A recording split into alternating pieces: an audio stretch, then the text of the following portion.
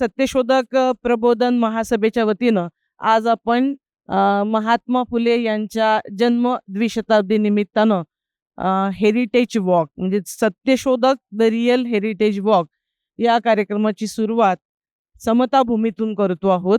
या दिवसाच्या निमित्तानं महात्मा फुले यांच्या जयंतीच्या पूर्वसंध्येला आपण इथे सर्वजण जमलेलो आहोत। मी क्रांतिबा ज्योतिबा फुले यांच्या जयंतीच्या निमित्तानं आपल्या सर्वांना क्रांतिकारी शुभेच्छा देते। सर्वांना सत्य की जय हो। आपण या कार्यक्रमाची सुरुवात अर्थातच महात्मा ज्योतिबा फुले आणि सावित्रीबाई फुले यांच्या पुतळ्यांना पुष्पहार अर्पण करून करणार आहोत, कारण हे आपले प्रेरणास्थान आहेत। म्हणून मी सत्यशोधक किशोर ढमाले आणि डॉक्टर नीरज जाधव यांना विनंती करते की आपण पुतळ्यांना पुष्पहार अर्पण करण्यासाठी पुढे यावं। किशोर ढमाले आणि डॉक्टर जाधव।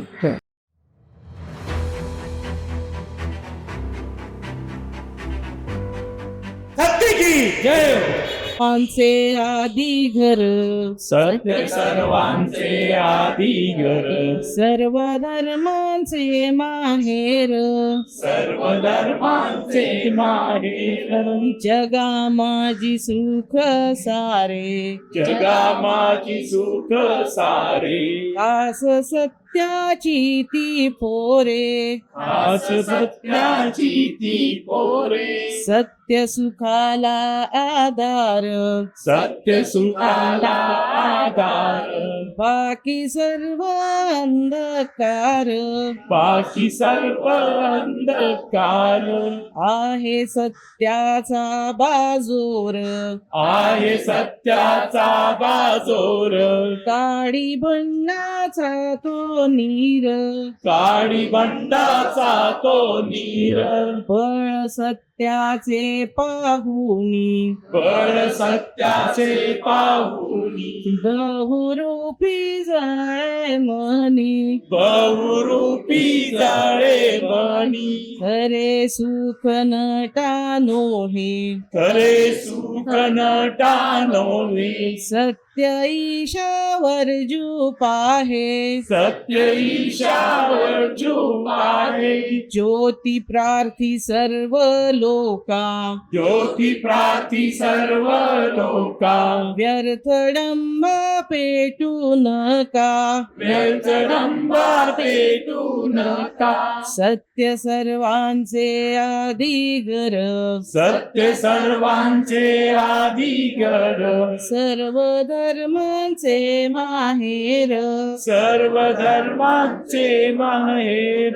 सत्य की जय हो। महात्मा ज्योतिबा फुले यांच्या जन्मशताब्दी वर्षात आज आपण या भूमीमध्ये सगळेजण उपस्थित आहोत। ही भूमी क्रांतीची भूमी आहे, ही भूमी सांस्कृतिक संघर्षाची भूमी आहे। याच वाड्यामधून आपल्याला प्रेरणा मिळते, हे आपलं प्रेरणास्थान, हे आपली समता भूमी। या समता भूमीचा खरं तर इतिहास आपण जाणून घेण्यासाठी सर्वजण इथे जमलेलो आहोत। या वाड्यामध्ये आपल्याला वावरायला मिळतंय, याचा इतिहास जाणून घ्यायला मिळतोय, ही आपल्यासाठी खरोखर सगळ्यांसाठी आनंदाची गोष्ट आहे। कारण आपण आज जे काही आहोत त्याची सुरुवात, आपण माणूस बनण्याची सुरुवात याच क्रांतीभूमीतून झाली। इथूनच शिक्षणाचा संघर्ष सुरू झाला, इथूनच सांस्कृतिक संघर्षाची बीजं रोवली गेली।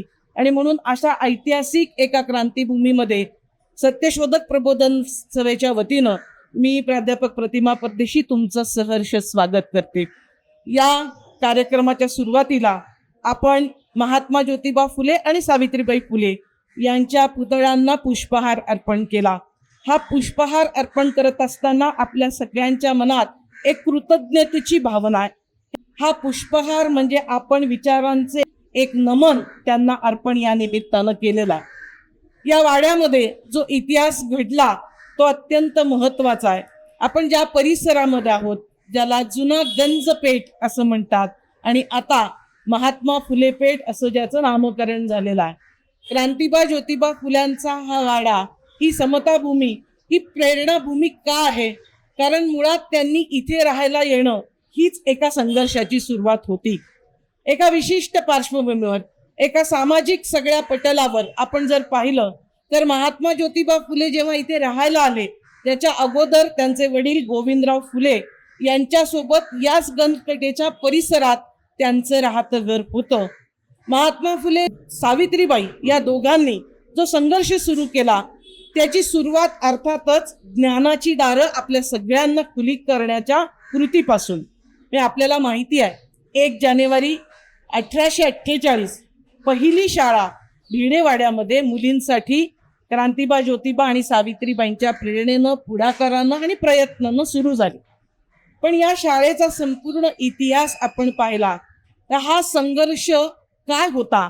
19व्या शतकात खरं तर बहुजन समाजाला स्त्रियांना महात्मा फुल्यांच्या शब्दात सांगायचं झालं तर स्त्री शूद्रांसाठी खरं तर अंधार युग होतं. पाण्याला स्पर्श करायची परवानगी नाही, रोटी बंदी बेटी बंदी म्हणजे आपल्या सर्वांसाठी बंदीचं युग म्हणजे 19वं शतक होतं. आणि अशा काळामध्ये ज्योतिबा गरजतात की आम्हाला शिक्षणाचा अधिकार का नाही. ज्ञान विद्या जर आपण घेतली तर आपण मुक्तीच्या दिशेनं वाटचाल करू शकतो. आपल्याला प्रश्न पडले पाहिजेत हे असं का आहे आणि असे प्रश्न पडण्यासाठी शिक्षण महत्वाचं असतं. स्त्रियांना आत्मसन्मान मिळवून देण्यासाठी शिक्षण आवश्यक असतं आणि म्हणून महात्मा ज्योतिबा फुल्यांनी पहिली कृती केली ती शिक्षणाची दारं खुली करण्याची. 1848 मध्ये शाळा सुरू होत असताना सावित्रीबाईंना शिकवलं गेलं. आपल्याला सर्वांना माहिती आहे की त्या राहत्या घरातून भिडेवाड्यामध्ये म्हणजे बुधवार पेठेमध्ये जात असताना शेण दगडांचा मारा त्यांनी झेलला. पण इथेच सर्व गोष्ट थांबत नाही. म्हणजे हा संघर्ष होताच. दगड झेलेन पण मी मुलींना शिकवेन हे व्रत हे पण हा संकल्प सावित्रीबाईंनी केलेला होता. पण काळ मोठा कठीण होता. सावित्रीबाईंची ही कृती इथल्या सनातन्यांना पटली नाही. नुसते दगड मारून ते थांबले नाहीत तर त्यांनी त्यांच्या घरामध्ये म्हणजे सासऱ्याला गोविंदराव फुलेंना तक्रारी करायला सुरुवात केल्या. आणि त्या तक्रारीचा परिणाम असा झाला, अशी एक धमकी दिली गेली. ते असं म्हटले की तुम्ही जर तुमच्या मुलांनी आणि सुनेनं हे शिक्षणाचं काम थांबवलं नाही तर तुम्हाला आम्ही सामाजिकरित्या बहिष्कृत करू. आणि बहिष्कृतता हा सर्वात मोठं शस्त्र होतं, शिक्षा होती. आणि अशा वेळेला गोविंदराव फुले हे परंपरेमध्ये जगत वाढत आलेले ते घाबरले आणि त्यांनी ज्योतिबांना बोलून सांगितलं, ज्योतिबा तुझं ज्ञानाचं हे शिक्षणाचं शाळेचं काम बंद कर. म्हणजे ते बंद कर नाही तर घर सोड. आपल्याला इतिहास माहिती आहे महात्मा फुल्यांनी राहत्या घराचा उंबरठा ओलांडला. आणि हा उंबरठा ओलांडल्यानंतर आता प्रश्न होता जायचं कुठं, कारण की निश्चित नाही सांगितलंय आणि आपण घेतलेलं काम सामाजिक महत्वाचं ते मागे ठेवायचं नाही, ते सोडायचं नाही. म्हणून महात्मा फुले आणि त्यांच्या सोबत क्रांतीज्योती सावित्रीबाई फुले ते फुल्यांचं राहतं घर जे काय वंश परंपरेनं होतं पुण्यात आल्यानंतर तिथून ते दोघं बाहेर पडले. आणि फुल्यांचे जे मित्र आहेत विचार मित्र उस्मान शेख यांनी त्यांना आपल्या घराची दारं खुली केली. काही काळ फुले दाम्पत्य उस्मान शेख फातिमा शेख यांच्या घरामध्ये राहिलं. आणि नंतर सर्व थोडं स्थिर स्थावर होत आल्यानंतर स्वतःचं घर घेतलं. आणि ते जे स्वतःचं घर आहे ती ही ऐतिहासिक भूमी, ती ही क्रांतीभूमी, क्रांती ज्योतिबांचं स्वतःचं हक्काचं घर. या घरातून एक मोठा मग इतिहास गेला. या घराचं वैशिष्ट्य असं आहे की या घरामध्ये त्यांना भेटायला म्हणजे अनेक समाज सुधारक दोन्ही तिन्ही प्रकारचे त्यांचं मार्गदर्शन घ्यायला, त्यांच्याशी हितगुज करायला, त्यांच्याशी गप्पा मारायला दोघांशी या वाड्यामध्ये आलेले म्हणजे त्यांचे पाय इथे लागलेले आहेत. इथून पहिला सत्यशोधक विवाह या दारामध्ये 1876 मध्ये 25 डिसेंबर या दिवशी सावित्रीबाईंच्या पुढाकारानं लागलेला आहे. अशी ही एक ऐतिहासिक सगळी भूमी आहे ज्याचं आज आपण अवलोकन करणार आहोत, ही समजून घेणार आहोत. हा वाडा सुरुवातीला भग्नावस्थेत होता. यदी फडकेंचं संशोधन असेल आणि अनेक मान्यवरांचं त्याच्यातले पुरावे त्याच्यातले संदर्भ घेत हा वाडा नंतर महाराष्ट्र शासनाने ताब्यात घेतला, महापालिकेनं घेतला. डॉक्टर बाबा आढाव यांच्या प्रयत्नातून हा फुलेवाडा आज आपल्याला संरक्षित एक वास्तू म्हणून पाहायला मिळतोय. आपण त्यांच्या प्रती सुद्धा कृतज्ञता यासाठी व्यक्त करूयात. बाबा आढावांना आपण सलाम करूया.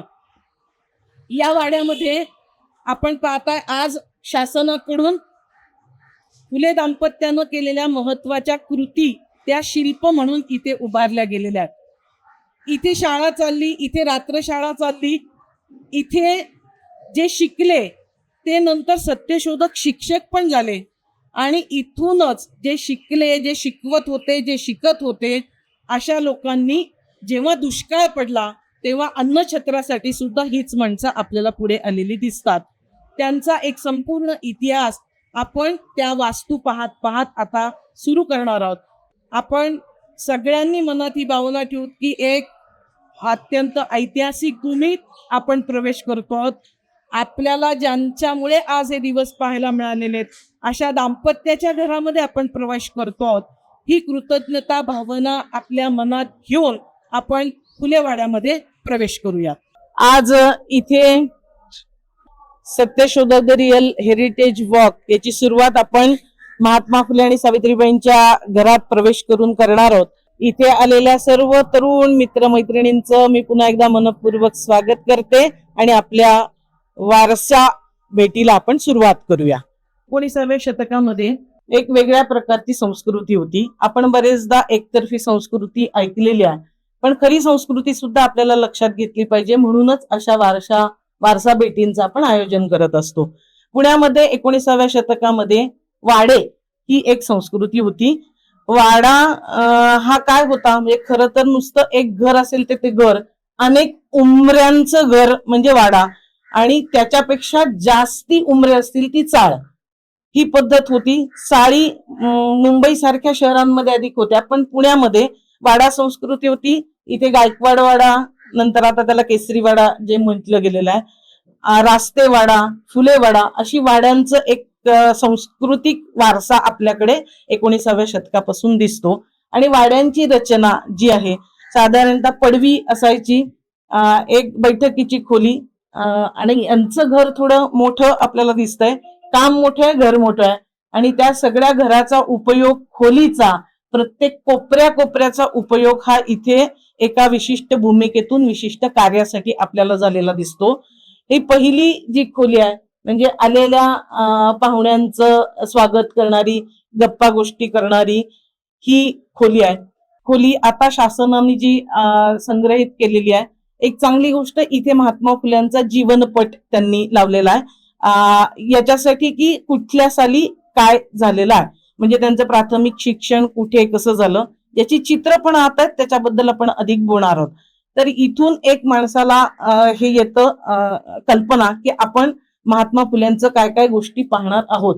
कारण की ह्याच्यात 1848 नंतर म्हणजे 51 सालामध्ये साधारणतः फुले दाम्पत्य इथे राहायला आलं 1851 मध्ये, आणि 1851 पासूनच्या सर्व कृती त्यांच्या इथून झाल्या आहेत. आणि आधी जुन्या त्यांच्या वडिलांच्या घरातून त्यांनी शिक्षणाचं कार्य आपल्याला केलेलं दिसतं. जसं पुण्यामध्ये एक वाड्यांची संस्कृती होती बहुजन समाजामध्ये, तशीच एक हौद किंवा विहिरी यांची पण एक संस्कृती आहे. पुण्यामध्ये पाण्यासाठीचा संघर्ष याच भूमीतून झालेला आपल्याला माहिती आहे. पण जेव्हा महात्मा ज्योतिबा फुले पुणे नगरपालिकेत तेव्हाच्या सभासद म्हणून त्यांना काम करायची संधी मिळाली, तेव्हा सामान्य जनतेला शुद्ध चांगल्या पिण्याचं पाणी मिळालं पाहिजे याच्यासाठी अग्र धरणारे महात्मा फुलेच होते. म्हणजे ही विहीर सर्वांसाठी खुलं करणं, ते महापालिकेत नेतृत्व करत असताना सर्वांना पाणी मिळण्यासाठीचा एक संघर्ष क्रांतिबा ज्योतिबा फुल्यांनी आपल्याला केलेला दिसतो. पण ही भूमी अशी आहे की आपल्या सहज सर्वांना पाणी मिळालं पाहिजे, आपल्या सहज सर्वांना चांगलं जीवन जगायला मिळालं पाहिजे, हा विचार या भूमीमध्ये पेरला गेला. आणि अशा ऐतिहासिक भूमीला आज आपण भेट देतो आहोत. हा जो हौद, ही जी विहीर आहे, ही महात्मा ज्योतिबा फुले आणि सावित्रीबाईंनी खुली केली. हे शब्द आज बोलायला आपल्याला कदाचित सोपे वाटतात, पण पुन्हा 19व्या शतक लक्षात घ्या, ज्याच्यामध्ये स्पर्शबंदी, पाणी एकमेकांना द्यायचं नाही, अस्पृश्यता जिथे पाळली जात होती, अशा सगळ्या अंधार युगात आपल्यासाठी अंधार युग होतं.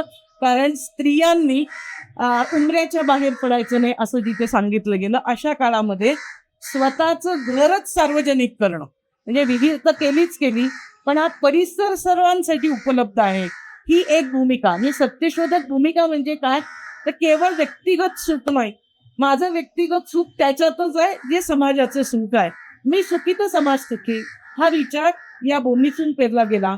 आणि म्हणून पाण्याचा अधिकार सर्वांना. आज आपण पाहतोय ज्या प्रकारची भांडवलशाही आलेली आहे, तिचं जे टोक, त्याच्यामध्ये पाणी बाटल्यांमध्ये बंद करून विकण्याची गोष्ट सुरू आहे. या भूमीतून आपण ही प्रेरणा घेऊयात की पाणी खुलं झालं पाहिजे, पाणी विक्रीची गोष्ट नसते, पाण्याचा अधिकार सर्वांना, पाणी म्हणजे जीवन आहे. आणि असं जीवनच नाकारण्याचा सांगणारी जी परंपरा होती त्याला महात्मा फुल्यांनी विरोध केला. म्हणून ही एक ऐतिहासिक क्रांतिकारी अशी विहीर आहे ज्याच्यातून हजारो माणसं, तेव्हा विशेषतः ज्यांना अस्पृश्य लेखलं गेलं, त्यांना पाणी दिलं जात नव्हतं, त्यांच्यासाठी पहिल्यांदा कुणासाठी काम करणार याची एक प्राधान्यक्रम हा सत्यशोधकांचा ठरला होता. पहिली शाळा मुलींची, ज्या सर्वात जास्त समाजाचा अर्धा भाग ज्यांना तुम्ही मागे ठेवलं त्यांच्यासाठी पहिलं, ज्यांना तुम्ही पाण्याचा अधिकार देणार नाही अशा कनिष्ठ मानल्या गेलेल्या जातींना पहिला पाण्याचा अधिकार या भूमीतून दिला गेला. म्हणून ही विहीर सार्वजनिक करणं, खुली करणं, याला एक ऐतिहासिक महत्व आहे. आणि त्याच्यामध्ये एक क्रांतीची बीज आपल्याला, म्हणजे आजही पाण्याचा संघर्ष करत असताना आपल्याला आठवण 19व्या शतकातल्या या कृतीची झाल्याशिवाय राहत नाही. पुढे हाच वारसा आपल्याला शाहू महाराजांनी हीच कृती आपल्याला पाण्यासंदर्भात केलेली दिसते. राधानगरीसारखं धरण त्यांनी जनतेसाठी बांधलं आहे. आणि नंतर भारतरत्न डॉक्टर बाबासाहेब आंबेडकर, जे 14 तळ्याचा सत्याग्रह आपण पाहिला, ज्याची शताब्दी म्हणजे महात्मा फुल्यांच्या जन्मदिनी शताब्दी आहे आणि 14 तळ्याच्या सत्याग्रहाला आता शताब्दी होती. तर हा पाण्याचा तिथे पण बाबासाहेब आंबेडकर ज्यांनी महात्मा फुल्यांना गुरु मानलं म्हणजे काय असतं, मला वाटतं असा विचार पुढे घेऊन खाणं. आपल्या गुरुनं घरातला खुला केला, सार्वजनिक तळी बंद असतील तर ती पण खुली झाली पाहिजेत, ही भूमिका बाबासाहेब आंबेडकरांनी घेतली, ज्याला आज 100 वर्ष होत आहेत. त्याही आंदोलनाच्या प्रती आपण कृतज्ञता व्यक्त करून पुढच्या खोलीमध्ये आपण जाऊया. ही पडवी पुन्हा बसायची उठायची जागा आहे आणि इथून आपण अत्यंत एका महत्वाच्या खोलीकडे जाणार आहोत, ज्या खोलीचं नाव आहे बाल हत्या प्रतिबंधक गृह. 1863 साली हे स्थापन झालेलं आहे. म्हणजे 51 मध्ये राहायला आलेले आहेत आणि 10-12 वर्षामध्ये त्यांना इथे विधवांसाठी एक क्रांतिकारी कृती करण्याची त्यांनी केलेली आहे. आता हे बाल हत्या प्रतिबंधक गृह जे आहे, ही खोली तुम्ही पाहाल तर पुन्हा घराच्या एका बाजूला म्हणजे बाळंतिणीची खोली आहे. आणि आपल्या सर्वांना माहिती की महात्मा फुल्यांना तेव्हा हे चित्र दिसलं की स्त्रियांचा प्रश्न हा फुल्यात इतका 19व्या शतकात कुणाच्याच लक्षात आलेला नव्हता. म्हणजे एरवी त्यांना शिकवा का शिकवू नका याचे वाद चालले होते. फुल्यांनी 1848 त्या साली शाळा काढून टाकलेली होती, म्हणजे अधिकृती महात्मा फुल्यांनी केली. आणि त्यानंतर एकामागे एक 15 शाळा 18 शाळा महात्मा फुल्यांच्या सुरू झालेल्या आपल्याला दिसतात. तसंच पुण्यामध्ये तेव्हा विशेषतः पुण्यात की विधवा स्त्रियांचा प्रश्न हा खूप मोठा. काय होत होतं की परंपरेनं मुलींची लग्न लहान वयात एकतर लावून दिली जायची, किंवा ज्याला बाल जरठ म्हणजे अल्पवयीन मुलगी आणि खूप म्हाताराच नवरा जवळजवळ अशी लग्न लावून दिली जात होती. आणि जेव्हा वयस्कर नवरा असायचा तेव्हा त्या लहान वयामध्ये विधवा होत्या, कारण की तो मरणार आहे, तर तो मेल्यानंतर त्या लहान वयात विधवा होत होत्या. आणि विधवांना त्यांनी कसं जीवन जगायचं हे इथल्या ब्राह्मणी परंपरेनं आखून दिलेलं होतं. म्हणजे तुम्ही विधवा असाल तर डोक्यावरची केस भादरायची, म्हणजे केश वपन ज्याला म्हटलं गेलं, का तो विद्रूप दिसला पाहिजे, तुमचा विवाह कुणाला होता कामा, तुम्ही चांगलं नाही राहायचं कारण तुमचा गुन्हा काय, तुमचा नवरा मेलाय. आणि केश वपन करा, जाडी भरडी वस्त्र तुम्ही नेसायची, हे सुद्धा महात्मा फुल्यांना चुकीचं वाटत होतं. मग त्या स्त्रियांना असं वागत असताना त्यांच्यावर शारीरिक अत्याचार झाले, बलात्कार हे आपल्याला कधी घरच्या पुरुषांकडनं कधी बाहेर. कारण विधवा स्त्री म्हणजे जणू काही तिला आता कुणी नाही, ती वापरायची वस्तू आहे, या पद्धतीनं एक मानसिकता होती. आणि अशा ह्याच्यात बरेचदा जर तिच्यावर बलात्कार झालेत आणि त्याच्यातून त्या गरोदर राहिल्या, त्यांची गर्भधारणा झाली. आता त्या गरोदर झाल्यानंतर समाजाची मानसिकता पहिल्या दिवशी कोण त्या बायकाच आहेत. म्हणजे ही पण बघण्याची एक पितृसत्ताक मानसिकता होती. फुल्यांनी प्रश्न विचारला की याच्यात तिचा काय दोष आहे. म्हणजे एकटी बाई ती महात्मा फुल्यांसारखाच विचार तिकडे बुलढाण्याला स्त्री पुरुष तुलना नावाचा निबंध लिहिलेला ताराबाई शिंदे यांनी केला. त्यांनी तो सविस्तर निबंध जो लिहिला तो याच प्रश्नावर आपल्याला लिहिलेला दिसतो. आणि त्या निबंधाची सुरुवात मी स्त्रियांचा पक्ष घेऊन लिहितीये असं त्या म्हटल्यात. कारण लक्ष्मीबाई नावाच्या एका बाई गरोदर होत्या, विधवा, आणि त्यांची कोर्टात केस गेली की तिने बाळाला मारलं. आणि त्या केसच्या नंतर ती बातमी वाचल्यावर ताराबाई शिंदेंनी तो निबंध आपल्याला लिहिलेला दिसतो. या दोन गोष्टी ताराबाई वर्तमानपत्र वाचत होत्या. दुसरी गोष्ट नुसत्या वाचत नव्हत्या, त्याला त्यांनी प्रतिसाद दिला. त्या स्त्रियांच्या बाजूने उभ्या राहिल्या आणि लिहिलं. आता ही विद्वांची जी स्थिती आहे, महात्मा फुल्यांनी काय त्याच्यावर विचार केला, काय कार्यक्रम दिला. फुल्यांनी बेधडकपणे निडरपणे विचार केला. त्या विधवा स्त्रियांच्या बाजूनं याच घराच्या समोर एक मोठी पाटी लावली की ज्या विधवा गरोदर स्त्रिया आहेत त्यांना जर बाळंत व्हायचं असेल, कारण की भीती होती ना समाजात, तिला पांढऱ्या पायाची आणि काय काय म्हटलं जाणार आहे, दगड मारणार आहेत, तिची छितू केली जाणार आहे. पण एक निर्भय आवाज, एक निर्भय साथ कुठून मिळाली? या फुलेवाड्यातून. आणि त्या बोर्डवर फुल्यांनी लिहिलं की ज्या विधवांना प्रसूत व्हायचं म्हणजे आई बनायचं, आई बनण्याचा अधिकार त्या विधवा स्त्रियांना आहे, हे फुले पहिली गोष्ट सांगतात. आणि ज्यांना आई बनायचंय त्यांनी आमच्या घरी या, बाळंत व्हा, मूल हवा असेल तर घेऊन जा, म्हणजे तुम्हाला सांभाळणं शक्य असेल, नसेल तर आमच्याकडे ठेवून जा. त्या सगळ्या गोष्टी, ती बाळंतपणं ती इथे झालीत. आणि महात्मा फुल्यांनी मग असा बालहत्या प्रतिबंधक गृह स्थापन केलं. एकानंतर एक अशा विधवा त्यांच्याकडे आल्या आणि हे अंगण 5-10 लेकरांनी ते खेळतायत बिडतायत असं वाट. त्यातलीच एक काशीबाई, याच गंजपेठेमध्ये काशीबाईवर असाच अत्याचार झाला.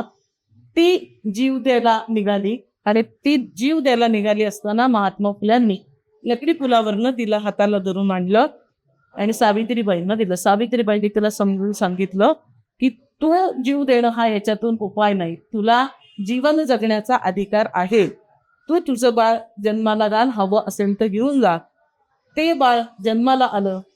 नंतर काशीबाई इथेच राहिल्या आणि ते बाळ नंतर त्याचं नामकरणासकट सर्व शिक्षण करण्याचं काम, त्याला आपला मुलगा म्हणण्याचं काम क्रांतिज्योती यांनी केलेलं आपल्याला दिसतं. मला एवढंच तुम्हाला सांगायचं. याच्यातलं महत्वाची गोष्ट ही आहे की अलीकडे सुद्धा रक्ता नात्याचं बाळ ही खूप म्हणजे ही खरं तर जात आणि पितृसत्ता टिकून ठेवणारी गोष्ट असते. रोटी व्यवहार आणि बेटी व्यवहार हे दोन महत्वाचे असतात. या भूमीतून या रोटी बेटी व्यवहाराला बंदी अशा जी आहे ती मोडली गेलेली आहे की आम्ही हे मानणार नाही. ते बाळ जन्माला घालून स्वतःचं बाळ म्हणून सांभाळणं, त्याला दत्तक घेणं, आपलं नाव देणं, ही कृती करणं म्हणजे जैविक मातृत्व असतं, आपली बाळं जन्माला घालणं. पण महात्मा फुले आणि सावित्रीबाईंची ही कृती आपल्याला काय सांगते, ते ज्याला आपण इंग्रजीत सोशल मदरहूड, मी त्याला सत्यशोधक मातृत्व म्हणते, की रक्ता नात्याच्या बाळाच्या पलीकडे म्हणजे त्याचं गोत्र जात धर्म आम्हाला माहिती नाही, अशी बाळं ही आमची बाळं म्हणून आम्ही सांभाळणार आहोत. हा क्रांतिकारी विचार या बालहत्या प्रतिबंधक गृहाच्या निमित्तानं पुढे आलेला आहे. ते बालहत्या प्रतिबंधक गृह आपण आता पाहतोय. ते त्यांनी चित्र लावलेली आहेत आता सगळी, तर ती त्यांच्या जीवनावरची. जसं आपण विहिरीचं पाहिलं तर विहिरीचं चित्र तिथे त्यांनी पहिलं केलेलं आहे. त्याच्यानंतर दयानंद सरस्वती, मी तुम्हाला म्हटलं की एक सांस्कृतिक संघर्ष सुद्धा या भूमीतनं केला गेलेला आहे. आणि दयानंद सरस्वती यांची पुण्याची मिरवणूक निघणार होती, त्याला विरोध केलेला होता की तुम्ही त्यांची मिरवणूक काढायची नाही. आणि तेव्हा महात्मा फुल्यांनी संरक्षण म्हणजे तिथले सगळे सुधारक तुम्ही संरक्षण द्या म्हणून कुठे आले, ते या वाड्यात आले, महात्मा फुल्यांकडे आले. आणि मग त्यानंतर दयानंद सरस्वती यांची मिरवणूक पुण्यात निघू शकली. हा सांस्कृतिक संघर्ष याच्यामध्ये आले. हा प्रसंग जिथे टिळक आणि आगरकरांना हे शेवटी आहे महात्मा फुल्यांच्या चरित्रामध्ये येतो. त्यांचा सत्कार जाहीर हा केला गेला, पण त्याला ते उपस्थित होते. म्हणजे फुल्यांनी त्या कार्यक्रमाला पाठिंबा देणं ही एक महत्वाची गोष्ट त्याच्यामध्ये असायची. एक संरक्षक ढाल म्हणून महात्मा फुले सर्व पुरोगामी सुधारकांच्या बाजूनं हे आपल्याला उभं राहिलेले दिसतात. हे न्यायमूर्ती रानडे भेटतात. खरं तर वयाच्या चित्र बरोबर नाही आहे असं माझं म्हणणं आहे. कारण महात्मा फुलेंनी जेव्हा पहिली शाळा काढली तेव्हा रानडेंचं वय 12 वर्षांचं होतं. तर हे थोडे वयाने लहान आहेत, तरुण.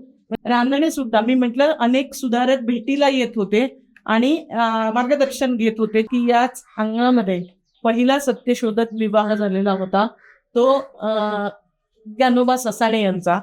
या विवाहाच्या वेळेसही काही अडचणी आल्या, पण सावित्रीबाई पुढे झाल्या आणि हा पहिला सत्यशोधक विवाह याच क्रांतीभूमीमध्ये आपल्याला 25 डिसेंबर या दिवशी पार पडलेला दिसतो. म्हणजे ही पर्यायी पद्धत आहे की महात्मा फुले शेवटच्या काळामध्ये जे विशिष्ट आजारी होते, नंतर त्यांना पक्षाघात पॅरालिसिस वगैरे झालेला होता. धामणसकर हे बडोद्याला दिवाण म्हणून होते आणि धामणसकर सत्यशोधक परंपरेशी जोडलेले होते. ब्राह्मणेतर चळवळीचे नेते होते आणि धामणसकरांनी तेव्हा महाराष्ट्रातल्या अनेक लोकांना सयाजीराव महाराजांकडूनची मदत केलेली आहे. म्हणजे आपल्याला दिसतं की महात्मा फुल्यांच्या आजारपणातही त्यांना द्यावं, त्यांना सावित्रीबाईंना मदत करावी, या दोन्ही कामासाठी धामणसकर पुढे होते आणि सयाजीराव महाराजांनी त्यांना आर्थिक मदत सुद्धा आपल्याला केलेली दिसते. जुन्नरला, ओतूरला शेतकऱ्यांच्या प्रश्नावर विशेषतः खूप सभा झाल्या आणि खूप शाळा पण काढल्या गेल्यात. मुलं शिकायची असतील तर तुम्ही शाळेमध्ये मुलं आणा, घाला हे म्हणणं. आणि मग आपल्याला दिसतं पहिल्या शाळेचं सुरू झालं ते, पण त्यानंतरही म्हणजे इथे जसे पुल्ला शाळा, या सगळ्या परिसरात ज्या शाळा सुरू झाल्या तर त्यांच्याही मनात एक भीती होती ना की शाळेत घातलं तर पाप होतं, मुलं बिली तर काय. तर ते काढलं, मुलांना शाळेपर्यंत आणणं. याच्यासाठी दोन गोष्टी, एकतर लहुजी वस्ताद साळवे यांनी खूप मोठी मदत, म्हणजे हा भक्कम पाठिंबा खूप गरजेचा असतो. मुक्ताला उचलून आपल्या शाळेमध्ये आणणं इथपासून हे केलं गेलं. म्हणजे त्यांनी एक संरक्षण एका अर्थानं या सत्यशोधक विचारांना निश्चितपणे दिलं. दुसरा मार्ग होता मुलं शाळेत यायची तर ती ज्या स्तरात जितकी गरीब आहे, म्हणजे ज्यांना घालायला कपडे पण अंगावर नाहीयेत किंवा अन्न नाहीये, सकाळी खाल्लं तर काय मिळेल की नाही ज्यांच्या पुढे चिंता आहे, अशा सगळा परिसर आहे, तेव्हा त्यांच्यासाठीचं वसतिगृह म्हणजे इथे राहा आणि शिका.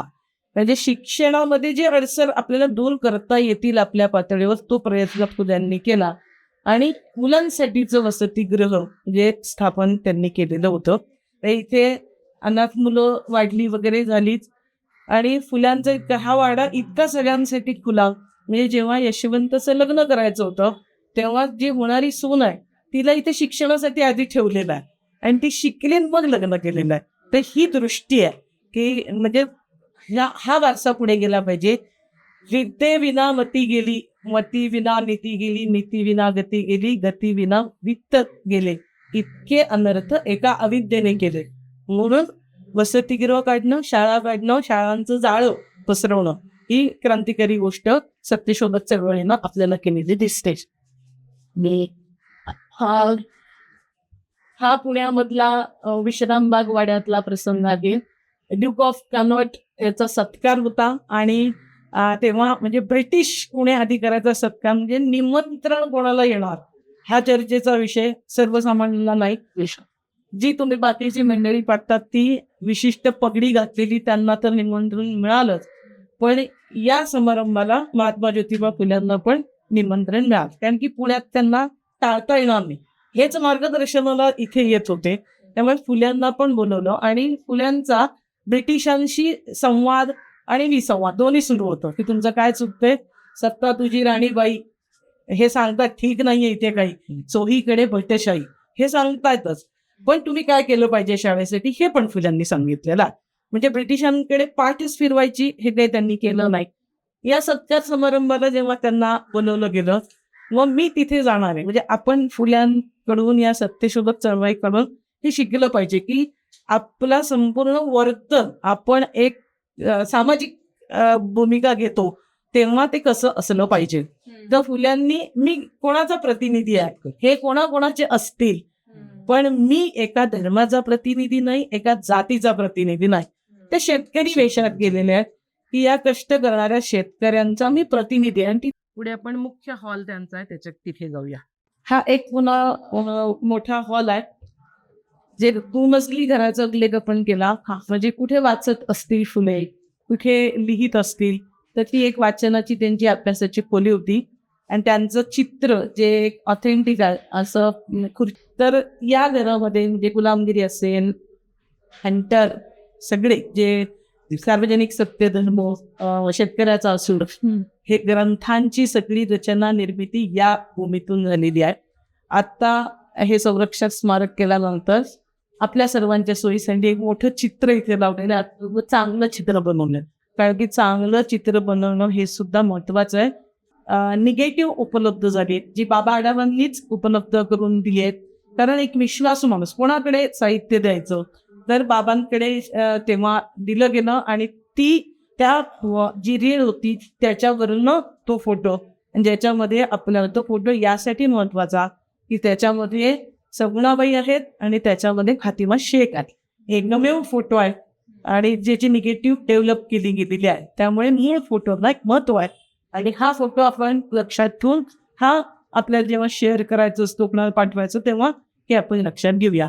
या खोलीमध्ये आता सगळं झाल्यानंतर पुन्हा वेगवेगळे चित्र ही फुले आणि सावित्रीबाईंच्या जीवनाशी संबंधित आहेत. त्याचा आपण थोडक्यात मगासारखाच एक आढावा घेऊया. हे जे पहिलं चित्र अर्थातच हे खूप प्रसिद्ध झालं पाहिजे, महत्वाचं आहे. याचं आपण सत्यशोधक प्रबोधन महासभेच्या वतीनं छोटं पोस्टर केलंय.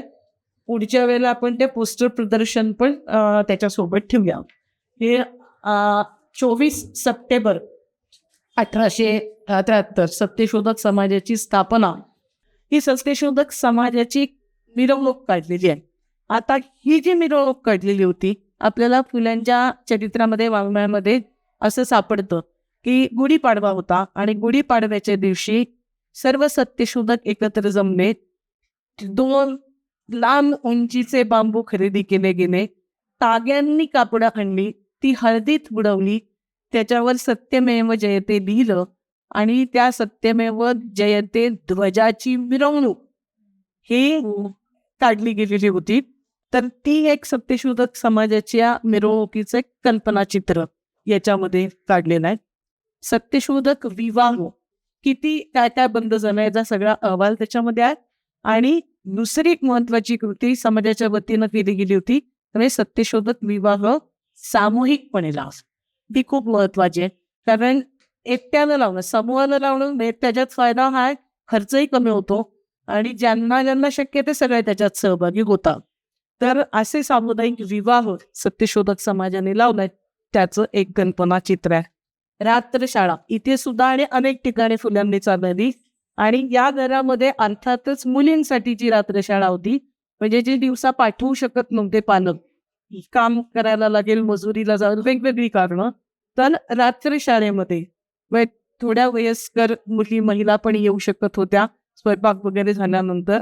आणि घर आणि सावित्रीबाईंचं, सगुणाबाईंचं, फातिमा शेख यांचं इथं असणं ही एक सुरक्षित भावना सुद्धा मुलींसाठी होती. आणि अशी रात्रशाळा ही या कर्मभूमीत आपल्याला भरत होती. त्यासाठीचं हे चित्र आपल्याला दिसतंय. फुल्यांनी कार्य केलं. एक काळ होता शेण, दगड, शिव्या, शाप, याला काय कळतं, एकेरी उल्लेख, याची हद्द किती, भांबुर्डा, हे सगळं झालं. पण दुसरीकडे एक सन्मान, म्हणजे तेव्हा शालजोडी देऊन सत्कार करणं ही एक महत्वाची गोष्ट होती. आणि असा सत्कार त्यांचा झालेला होता. आणि त्या सत्काराला सावित्रीबाई फुले उपस्थित होत्या अशी नोंद आहे. पण चित्रात कुठे आपल्याला बायका दिसत नाहीयेत. हे चित्रामुळे बदलत जावी लागतात. पण कॅन्डीकडनं, पुन्हा ब्रिटिश वासातिक सत्तेकडनं त्यांचा या कामाची पावती म्हणून एक सत्कार सुद्धा झाले. म्हणजे एकीकडे शिव्यांची लाखोडी आहे आणि दुसरीकडे पुरस्काराचा हार सुद्धा. लहुजी वस्तादांची तालीम इथे जवळ होती. जसं डॉक्टर म्हणून विश्रामरामजी सगळ्यांचे डॉक्टर, तसं अनेकांना पट्टशिष्य यांनी बनवलेलं होतं, लहुजी वस्ताद साहेब यांनी.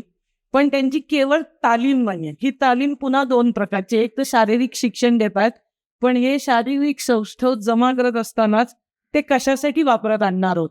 तर फुले आणि हे तर सत्यशोधक पद्धतीनं तुम्ही तालमींचा विचार कसा केला पाहिजे याचा एक मूर्तिमंत उदाहरण म्हणजे लहुजी वस्तादांची तालीम आहे.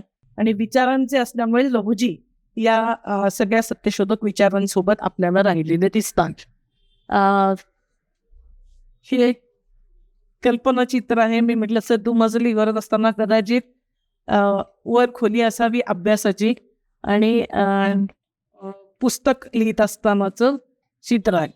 महात्मा फुल्यांच्या आयुष्यामध्ये ज्याला एक वळण लागलं असं आपण मानतो की त्यांच्या ब्राह्मण मित्राच्या लग्नाला ते गेले आणि त्यांना तू शूद्र आहे म्हणून बाजूला काढलं की तू कसा काय आमच्या मिरवणुकीत. त्या मिरवणुकीचा एक कल्पना जिथून महात्मा फुल्यांनी विचार करायला सुरुवात केलं की मला दोन हात पाय सगळं आहे यांच्यासारखं, मग मला वेगळी वागणूक का मिळते. त्यानंतर संपूर्ण चिंतनाला जी सुरुवात झाली ती घटना यामध्ये दाखवलेली आहे. महात्मा फुल्यांना विचारांना वळण देणारी घटना. सहकारी समविचारी आहेत त्यांचे फोटोग्राफ्स हे लावलेले आहेत. हे मी म्हटलं ते कल्पनाचित्र आहे आधीच, जेव्हा निगेटिव्ह उपलब्ध नव्हती तेव्हा हे चित्र आपण वापरत होतो. तेही काय बाबासाहेबांचं आहे शिष्योत्तम, हे पण त्यांच्या नंतर सत्यशोधक चळवळ ब्राह्मणेतर चळवळ ज्यांनी केली. हे एक महत्वाचे व्यक्तिमत्व आहे जे बहुधा परिचित नाही, म्हणजे सहसा लोकांना माहिती उपलब्ध नाही किंवा मिळत नाही. सत्यशोधक समाजाचे पहिले अध्यक्ष डॉक्टर विश्रामरामजी गोले. हे पेशाने डॉक्टर होते, सरकारच्या ह्याच्यात डॉक्टर होते, त्यामुळे त्यांच्या बदल्या वेगवेगळ्या ठिकाणी होत होत्या. आणि 1873 75 ते पुण्यात आले आणि पुण्यात आल्यानंतर सत्यशोधक समाजाच्या कार्याशी ते जोडले गेले आणि ते सुद्धा महानगरपालिकेमध्ये त्यांना संधी मिळाली. इतकंच नाही, त्यांचा उल्लेख ते अत्यंत सन्माननीय म्हणून त्यांच्याकडे बघितलं जातो. पुण्याचे नगरपिता असं त्यांचा उल्लेख केला जायचा. बोलूयात, हे हरिरावजी चिपळूणकर, म्हणजे हे चिपळूणचे असल्यामुळे चिपळूणकर, यांचं मूळ आडनाव शिंदे आहे. उद्योजक होते छोटे आणि फुल्यांना त्यांच्या कामात सर्व प्रकारचं सहकार्य हरिरावजी चिपळूणकर यांनी आपल्याला. तर हे शिंदे चिपळूणकर आणि घोले असतील हे असतील, हे जेव्हा सत्यशोधक समाजाशी जोडले गेले तेव्हा सत्यशोधक समाजाची बदनामी थोडी कमी झाली. कारण की आता यांच्याकडे अशी पण माणसं आहेत प्रतिष्ठित, विचार करणारी, थोडा पैसा स्वतःच्या जवळ असणारी आणि स्वतःचा पैसा समाजासाठी देणारी, याचा एक दबाव हे सत्यशोधक समाज निर्मितीच्या काळात मोठा आपल्याला झालेला दिसतो. हे डुमरे पाटील म्हणून म्हणजे त्यांना भाऊ म्हटलं जायचं, भाऊ कोंडिबा डुमरे पाटील. तर डुमरे पाटील हे ओतूरचे प्रतिष्ठित व्यक्तिमत्व होतं, अत्यंत विचारांनी प्रखर. यांनी तिथे शाळा काढलेल्या होत्या. म्हणजे फुल्यांनी त्यांच्या शेवटच्या काळात आता घर लागले, माझ्या लोकांना जवळच्या बोलवा असं म्हटलं. त्याच्यामध्ये हे ओतूर वरून आलेले आहेत आणि फुल्यांच्या भोवती जी 7, 8, 10 सत्यशोधक होते त्यातला एक प्रमुख म्हणजे भाऊ कोंडाजी डुमरे, हे एक व्यक्तिमत्व आहे. हे आता मुखपृष्ठ तेव्हाची फुल्यांनी जी प्रसिद्ध केली त्यांच्या काळात, त्याच्या मूळ जे पहिलं अर्पण पत्रिका आहे त्याच्यानुसारची हे गुलामगिरीचं आहे. याच्यात हे तुम्ही वाचलं पाहिजे, हे जे फोटो किंवा मूळ पुस्तकच. तर हे जे सगळं लिहिलेलं आहे ते खूप महत्वाचं असतं. कुणाला अर्पण केलं, केव्हा पुस्तक प्रसिद्ध केलं याच्याबद्दलचा तपशील. म्हणजे फुल्यांच्या प्रसिद्ध पोवाडा त्याचं हे मुखपृष्ठ लावलेलं आहे. म्हणजे शिवाजी महाराजांवरचे पोवाडे काही त्याच्या आधी प्रचलित. महात्मा फुल्यांनी केलं काय तर अभ्यास म्हणून, म्हणजे माणूस एक पाय संघर्षात आणि एक पाय ज्ञानाच्या क्षेत्रात कायम होता, अभ्यास केला पाहिजे. हे तुकाराम महाराजांचा प्रभावच आहे की असाध्य ते साध्य करिता सायास कारण अभ्यास. हे फुलेंचं जीवनच बनलं होतं ज्योतिबांचं यांचं. आणि मग सगळे पोवाडे गोळा केले की कुठले कुठले पोवाडे आहेत. आणि त्या पोवाड्यांचा अभ्यास केला आणि त्यांना असं लक्षात आलं की हे पोवाडे शिवाजी महाराजांच्या कार्यकर्तृत्वाला न्याय देणारे नाहीये. आणि मग स्वतः एक पोवाडा त्यांनी लिहिला, ज्याच्यामध्ये ज्या पोवाड्यात जिजामातांबद्दलचं एक अत्यंत किंवा शिवाजी महाराजांना कुळवाडी भूषण म्हणणं, म्हणजे शेतकऱ्यांचा राजा, एक नवी शिवाजी महाराजांची मांडणी, त्यांच्याकडे पाहण्याची दृष्टी, इथपासून ते समाधी शोधणं, म्हणजे रायगडावर तर ही समाधी शोधणं, त्याची सुरुवात ही सगळी म्हणजे इतिहासाकडे कसं बघायचं याचा एक दृष्टिकोन फुल्यांनी याच्यामधून दिला. शेतकऱ्याचा असोड आपण जो आता अखंड म्हटला, विद्ये विनामती गेली, हा याच्या सुरुवातीला सार्वजनिक सत्यधर्म शेवटचं पुस्तक आहे फुलांचं, त्यांच्या मृत्यूनंतर मुलांनी प्रसिद्ध केलेलं आहे आणि ज्याला प्रस्तावना पहिल्यांदा सत्यशोधक समाजाचे पहिले अध्यक्ष विश्रामरामजी घोले यांनी लिहिलेली आहे. तर सार्वजनिक सत्यधर्मामध्ये हे धर्म शोषण करतात, तर पर्यायी धर्म फुल्यांच्या विचारांचं वैशिष्ट्य होतं की एकीकडे विषमतावादी काय आहे सांगायचं, त्याच्यावर प्रहार करायचा, आंदोलनं करायची आणि इथेच न सांगता आपला पर्याय काय म्हणजे एक सांस्कृतिक पर्याय देणं हे फुल्यांनी सातत्याने केलं. आणि जसं विवाहांना पर्याय सत्यशोधक विवाह त्यांनी सांगितले.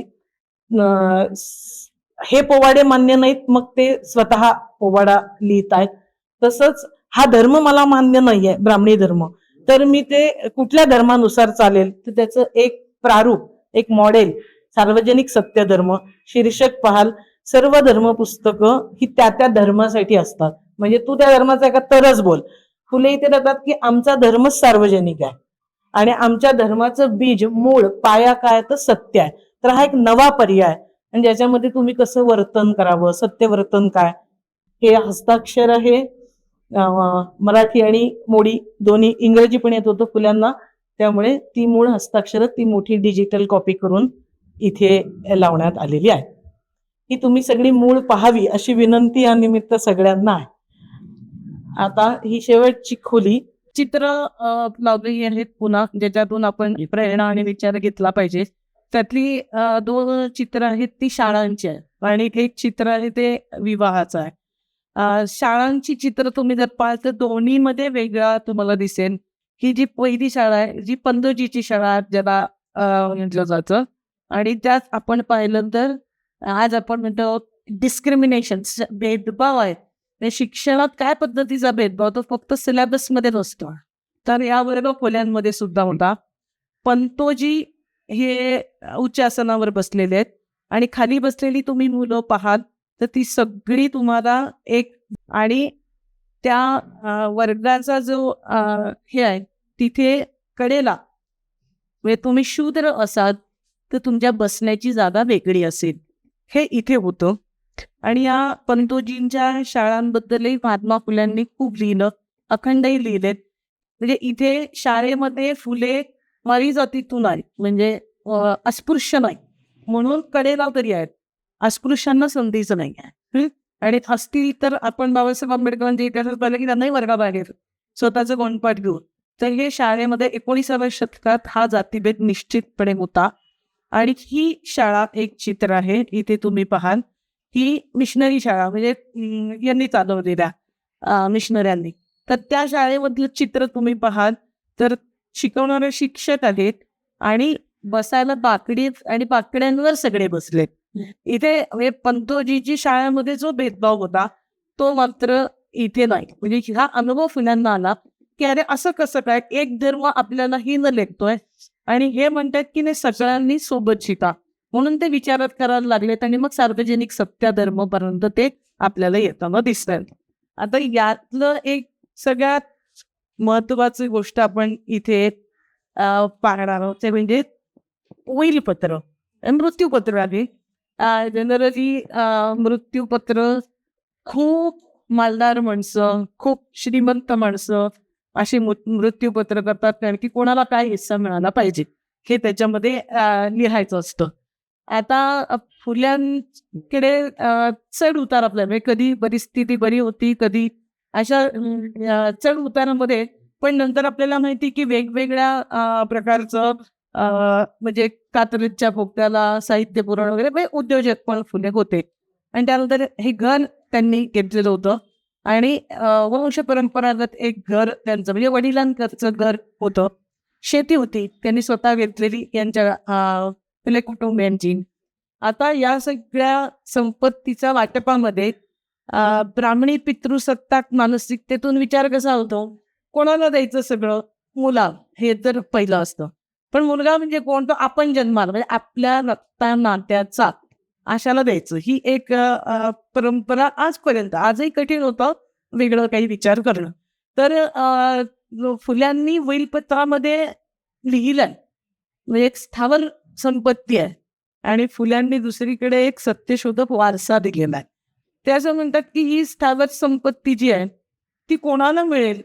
तर जो माझा सामाजिक वारसा, हा सत्यशोधक वारसा जो पुढे घेऊन जाईल, म्हणजे यशवंताला आम्ही मुलगा म्हणून सांभाळले, तो आमचा मुलगा आहे म्हणून त्याला परंपरेने म्हणजे जे मूळ घर आहे त्या घरात घर त्याच्या नावाने मिळेल. पण यशवंतांनी जर सत्यशोधक विचारांनी काम केलं नाही तर त्याला उर्वरित संपत्तीत वाटा देण्यात येणार नाही.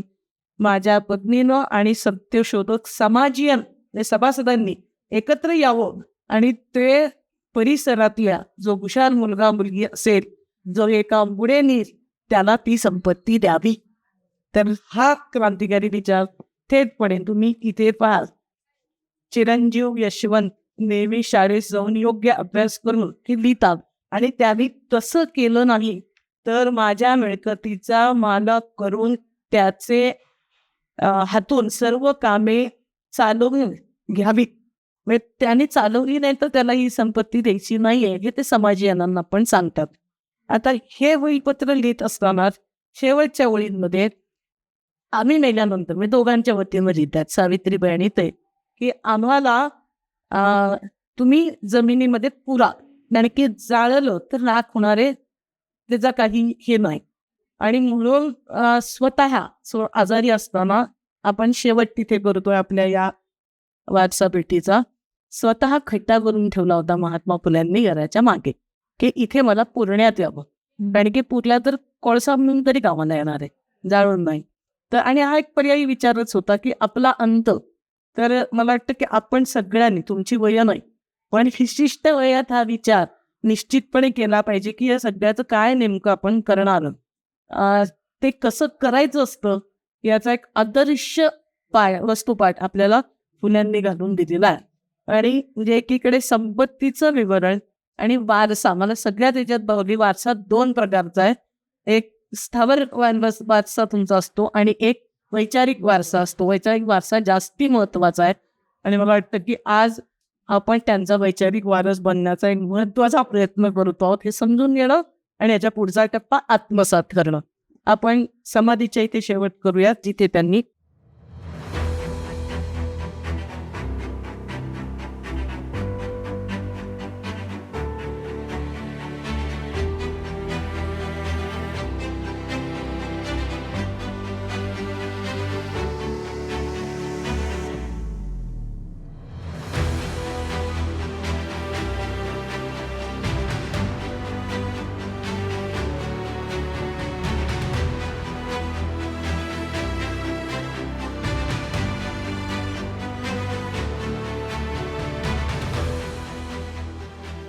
सत्यशोधक द रिअल हेरिटेज या आपल्या वारसा भेटीचा हा शेवटचा टप्पा आहे. आज आपण महात्मा ज्योतिबा फुले आणि सावित्रीबाई फुले यांच्या राहत्या घरामध्ये हा हेरिटेज वॉक ठेवलेला होता.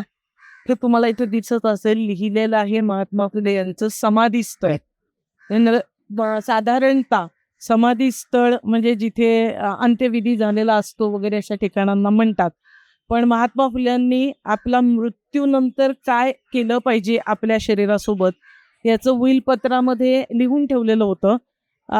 परंतु आपल्या सगळ्यांनाच माहिती आहे की महात्मा फुल्यांचा जो शेवट झाला तेव्हा एक सांस्कृतिक संघर्ष हा झालेला होता. कारण आपल्याकडे असं असतं की लग्न असेल, मृत्यू असेल अशा ठिकाणी नातेवाईक खूप मोठ्या प्रमाणावर त्या सगळ्या याच्यामध्ये पुढाकार घेऊन त्यांचे पारंपरिक मतं हे आपल्यावर लादण्याचा, सांगण्याचा प्रयत्न करत असतात. फुल्यांचा मृत्यू झाला आणि मृत्यूनंतर त्यांचे नातेवाईक इथे जमले आणि तेव्हा विश्रामरामजी घोले इथे उपस्थित होते. अनेक सत्यशोधक डुमरे पाटील वगैरे सगळीकडचे सत्यशोधक फुल्यांनी स्वतः त्यांना निरोप पाठवून बोलवून घेतलं होतं. ते मृत्यूनंतरही इथे आले आणि आल्यानंतर मग आता नातेवाईकांनी त्या मृत्यू प्रक्रियेवर जवळजवळ ताबा मिळवण्याचा प्रयत्न सुरू केल्यानंतर एक वैचारिक संघर्ष सुरू झाला आणि त्यामध्ये मग सावित्रीबाईंनी एक कणखर भूमिका घेतली. म्हणजे हे त्यांचा मृत्यू झाला आहे याचं प्रमाणपत्र विश्रामरामजी घोले यांनी आपल्याला दिलेलं दिसतं. आणि ह्या वाद झाल्यानंतर इथे शासकीय हस्तक्षेप झाला आणि मग कसं ही अंत्ययात्रा करायची, तर हे जे स्वप्न होतं फुल्यांनी पाहिलेलं की त्यांनी स्वतः या जागे म्हणजे घराच्या मागे असा उल्लेख आहे की स्वतः त्यांनी खड्डा खणून ठेवलेला होता. त्याच्यात खडेमीठ टाकावं आणि आपलं शव त्याच्यावर टाकून माती टाकावी ही फुल्यांची इच्छा होती. परंतु झालेल्या सगळ्या मृत्यूनंतर एक वादळ जे उठलं त्याच्यात हे करणं शक्य झालं नाही आणि त्यांना त्यांची अंत्ययात्रा काढून त्यांना अग्नी द्यायचा असं सगळं ठरलं परंपरेनुसार. आणि तेव्हा सावित्रीबाईंनी यशवंतला, कारण की ते मुलगा आहे त्यांचा, सगळ्या विचारांचा आणि सगळ्याचा वारस तो होता, तर यशवंतला ते तिटवं मडकं धरायला सांगितलं. आणि यशवंतनी मडकं उचलताच नातेवाईक परंपरावादी हे पुन्हा त्यानं मलिकेला हात लावता कामा नये, कारण सावित्री तू त्याला जन्म दिलेला नाही हे म्हटलं. आणि असं म्हटल्यानंतर आपण विचार का प्रसंग असेल सावित्रीबाईंवर, ते नवऱ्याचं शव पडलेलं आहे. नातेवाईक या पद्धतीनं म्हणतात की या मुलांनी हे करायचं नाही, त्याचं तिटवं धरायचं नाही. अशा वेळेस सावित्रीबाई क्षणाचाही विचार, हिंमत आपण लक्षात घेतली पाहिजे. पदर खोचून उठल्या आणि स्वतः तिटवं हातात धरून ती प्रेतयात्रा निघाली.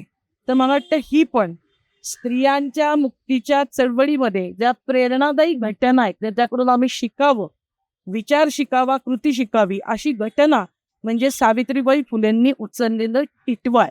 कारण की परंपरा स्त्रियांना हा अधिकार देत नाही.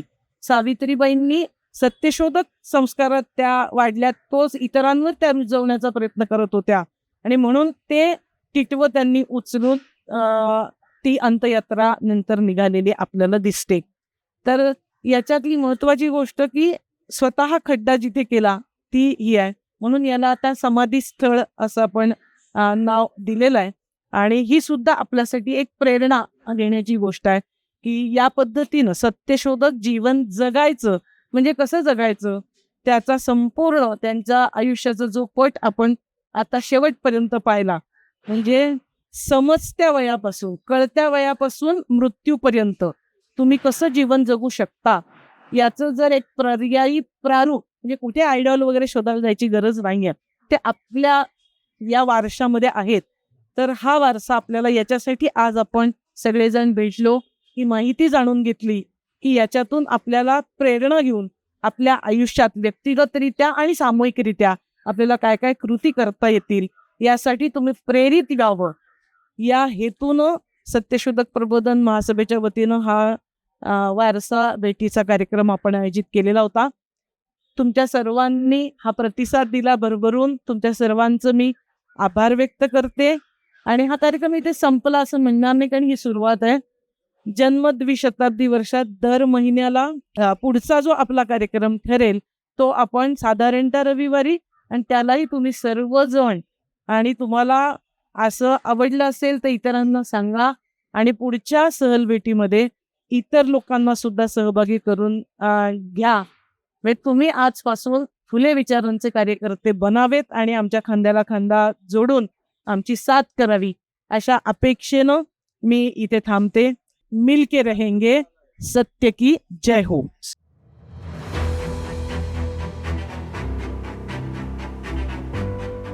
समतावादी विचारांचे द सत्यशोधक चॅनल लाईक व सबस्क्राईब करा.